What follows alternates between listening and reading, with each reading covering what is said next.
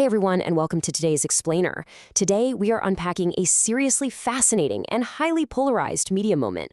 We're diving right into a recent, intense conservative critique of director Christopher Nolan's rumored adaptation of The Odyssey. We'll be looking specifically at how this was broken down in a recent Newsmax broadcast. Now, our goal here isn't to take a side. Instead, we're going to structurally map out exactly what the arguments are, where this outrage is coming from, and what the speakers believe this all means for the future of cinema. Let's get into it.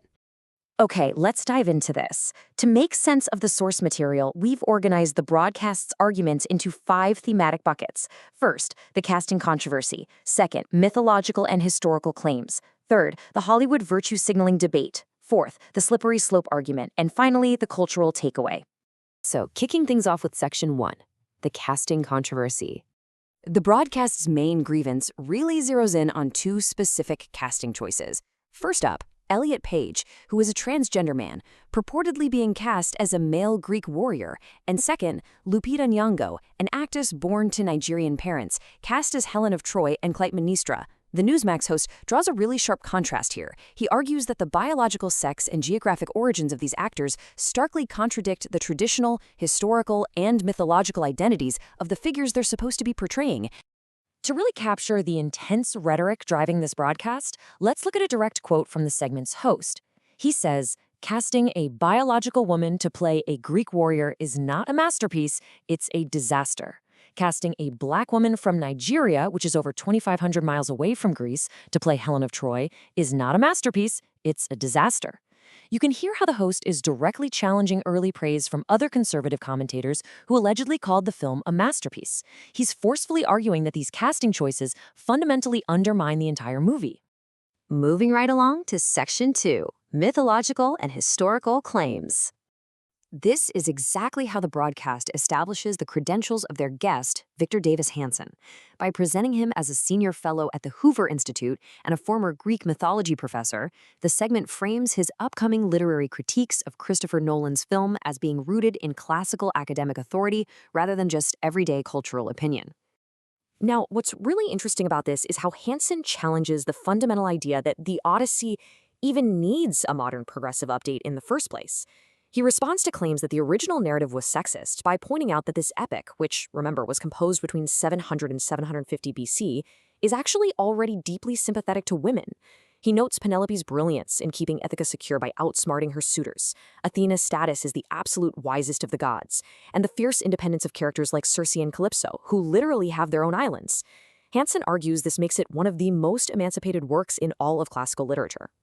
Building on that knowledge of the original text, Hanson then points out what he views as some pretty glaring discrepancies in the film's script. For instance, he notes that Helen is actually a very minor character in the Odyssey, only popping up in one brief scene in Sparta. Furthermore, he asserts that while Clytemnestra and Helen were indeed sisters, they were definitely not twins, as the movie supposedly implies.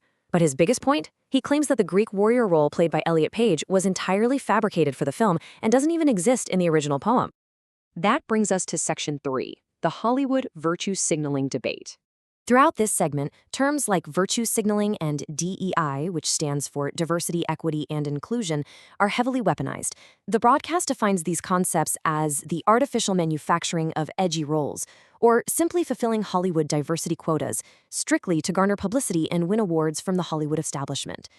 They argue that these casting decisions don't actually serve the ancient narrative, but rather they serve a modern political agenda. Which leads to a fascinating structural question posed during the segment. Think about it.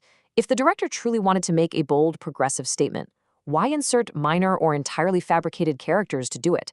Why not just change the race or gender of the main heroes? Hanson's answer to this is essentially a theory of Hollywood compromise. He theorizes that Christopher Nolan isn't stupid, he's incredibly calculated. Hanson states, and I quote, "He picked minor characters to virtue signal, but not to the degree that people would walk out the theater and say that you've endangered the narrative. He didn't make Penelope black, he didn't make Odysseus trans." So the crucial point is Hanson's belief that Nolan is attempting a very careful balancing act, signaling his progressive virtues to the industry while trying not to completely alienate traditional audiences who expect strict narrative fidelity. To really drive this point home, Hanson uses a striking analogy. He compares Nolan's casting choices to making a historical movie about Martin Luther King Jr. Giving MLK white advisors in the film would certainly be inaccurate, but not as fundamentally narrative-breaking as, say, casting a white actor to play Martin Luther King Jr. himself. Hanson uses this comparison to illustrate why he believes Nolan tampered with the margins of the story, rather than messing with its core center. Moving on to Section 4, the slippery slope argument. To argue that central casting matters, the host fires off a series of hyperbolic, rapid-fire hypothetical analogies. And this brilliantly illustrates his point, honestly. He suggests that if casting like this is acceptable, we might as well cast Tom Hanks as Mary Poppins, Meryl Streep as Princess Jasmine, Elliot Page in a Rocky II remake, or, and he insists he is entirely serious here, a literal dolphin or a clownfish to play the shark in a remake of Jaws. The ultimate fear articulated by the host is summed up in this one idea. This is like a gateway drug to DEI casting. Every movie is going to be like this.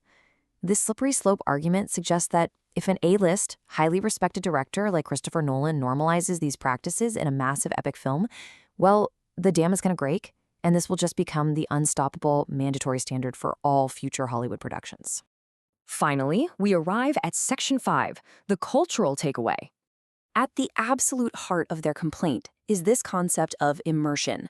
The speakers argue that when you cast an actor whose identity vastly contradicts the historical or biological reality of the character, the audience can no longer lose themselves in the film. Furthermore, the host explicitly ties this to a much broader culture war.